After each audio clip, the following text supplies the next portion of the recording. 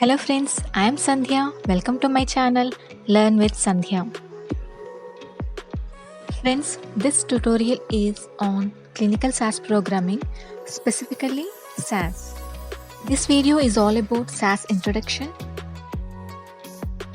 SAS, it is called as Statistical Analysis System or software.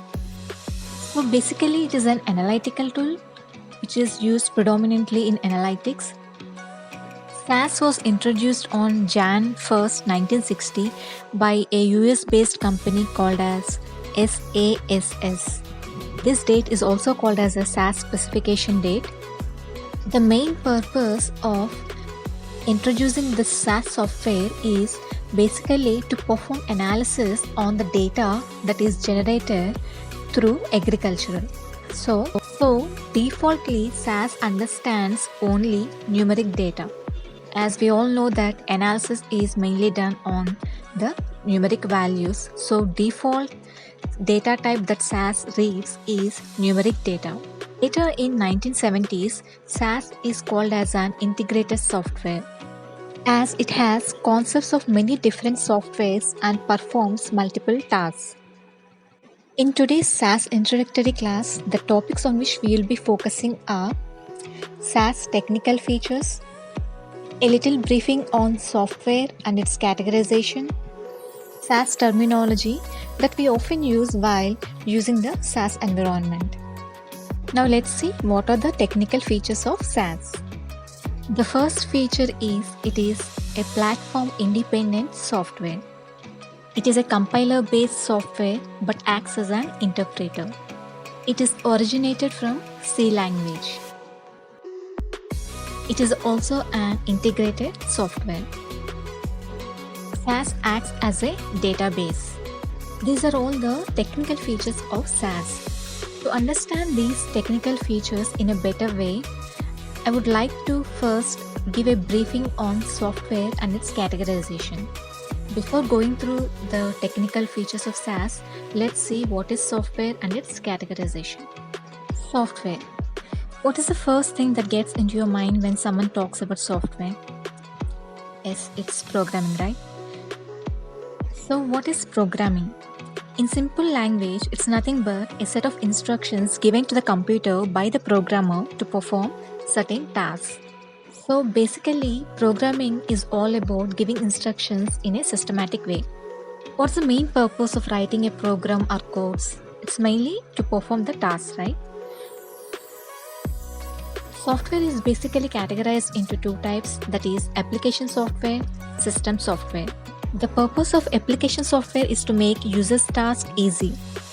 Why do we use different apps or applications in our day-to-day activities? It is mainly to just get the tasks done easily, right? That's it.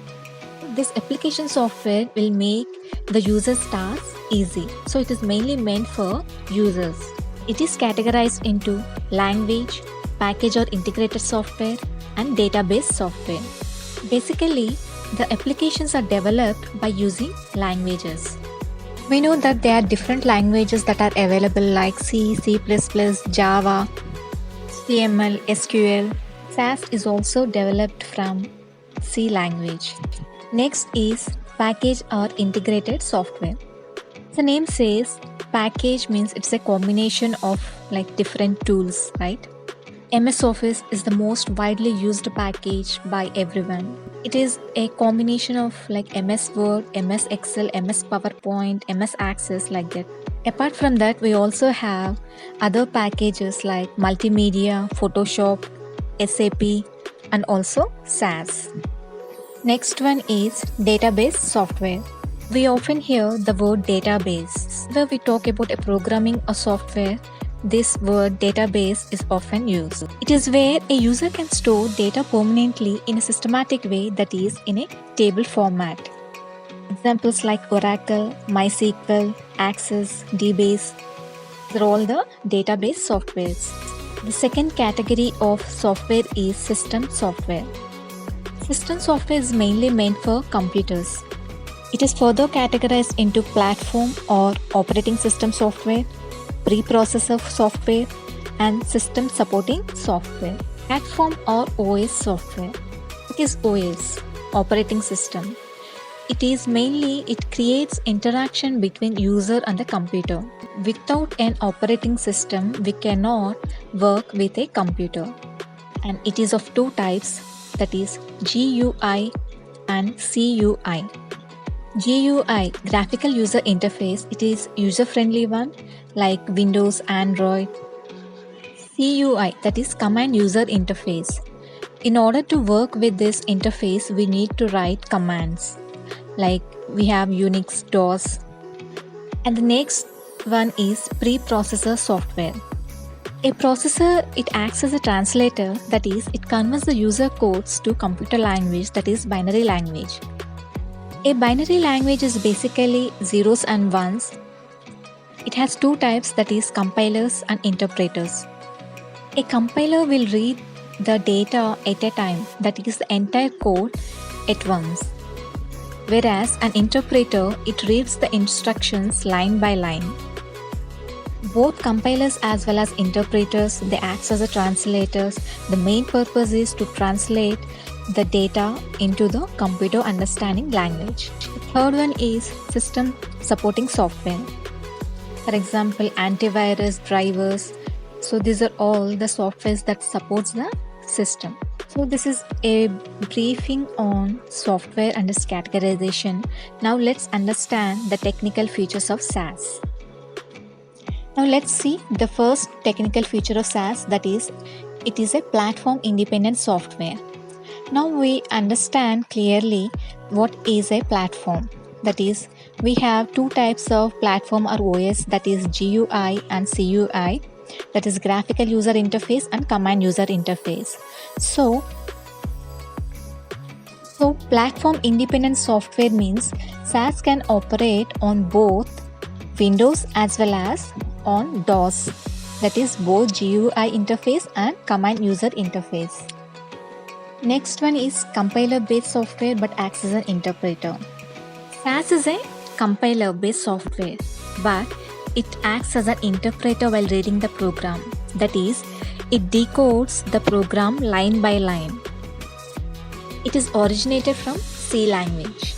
It is also an application software, integrated software. That means it is a package of different softwares which has different concepts, like from data entry, data extraction, data manipulation, data modifications, data analysis, and also data visualization. So SAS can perform different tasks as it has different concepts introduced within it. Hence, it is also called as an integrated software.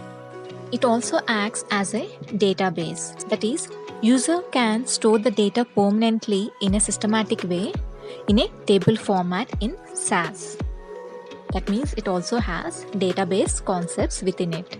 So these are all the technical features of SAS. So let's see some SAS terminology that we often use while performing programming in SAS environment. Variables. It is logically where memory goes and stores.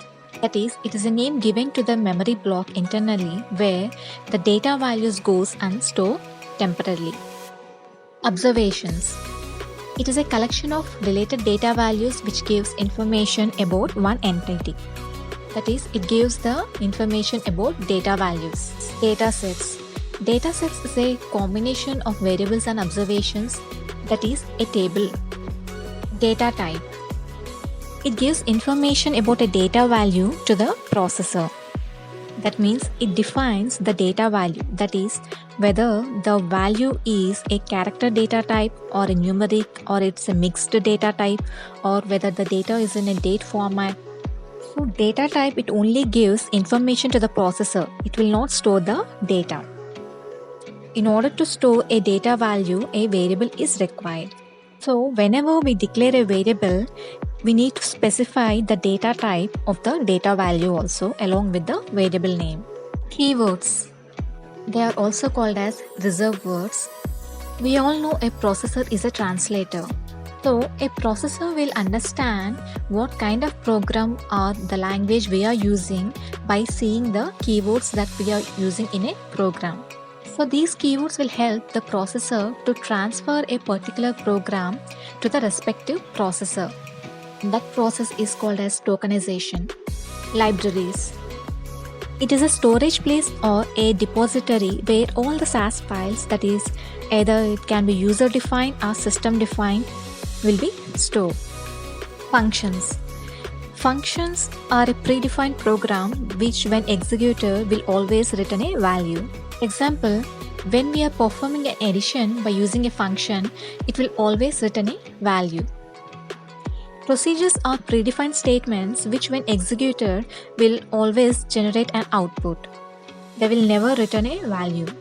We have procedures like proc print, proc report, proc stats, and so on. In-file statement. It is to read the data either internally or externally. In order to work with the SAS environment, it has to read the data. Whether we are entering the data internally or we are capturing the data from the outside environment, an in-file statement is mandatory. Without in-file statement, SAS cannot read the data. Input statement. It is meant to specify variables. It is to create variables or to declare the metadata. Metadata. It defines a data value. That is, it gives the information of a data value, that is name, the label of the data value, the type of data value, its format, its length, everything will come under metadata.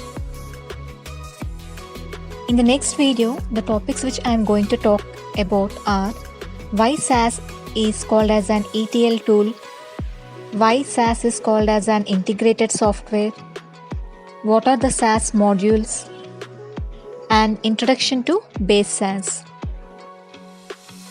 Friends, if you find the content useful and informative, please subscribe to my channel.